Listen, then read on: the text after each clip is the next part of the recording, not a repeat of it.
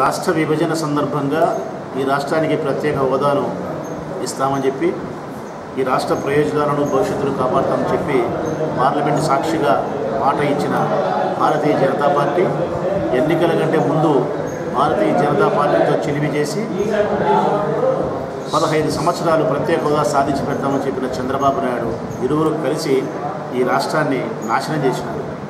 విభజన రూపంలో నాశనం చేసినారు. మళ్ళీ ఈరోజు ప్రత్యేక హోదా విషయంలో మోసం చేసి నాశనం చేసినారు.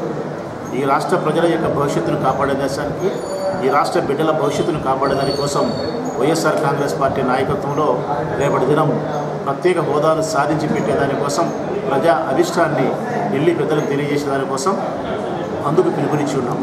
ఆ బంద్లో కార్యక్రమం భాగంగా ఈరోజు పార్టీ ఆదేశాల మేరకు బైక్ ర్యాలీని నిర్వహించి రాష్ట్ర వ్యాప్తంగా ఒక సంకేతాన్ని ప్రజలకు అందించే కార్యక్రమాన్ని చేసినాం. సో బైక్ ర్యాలీ సక్సెస్ఫుల్గా జరిగింది. రేపు బంద్ కూడా చాలా సక్సెస్ఫుల్గా జరుగుతుందని విశ్వాసాలను వ్యక్తం చేస్తూ ఈ ప్రొద్దుటూరు నియోజకవర్గ ప్రజలందరూ కూడా రేపు ప్రత్యేక హోదా కోసం వైఎస్ఆర్ కాంగ్రెస్ పార్టీ తలపెట్టిన బంద్కు సంపూర్ణ మద్దతునిచ్చి సక్సెస్ చేసి మన అభిప్రాయాన్ని ఢిల్లీ పెద్దలకు తెలియజేయాలని చెప్పి విజ్ఞప్తి చేస్తాం.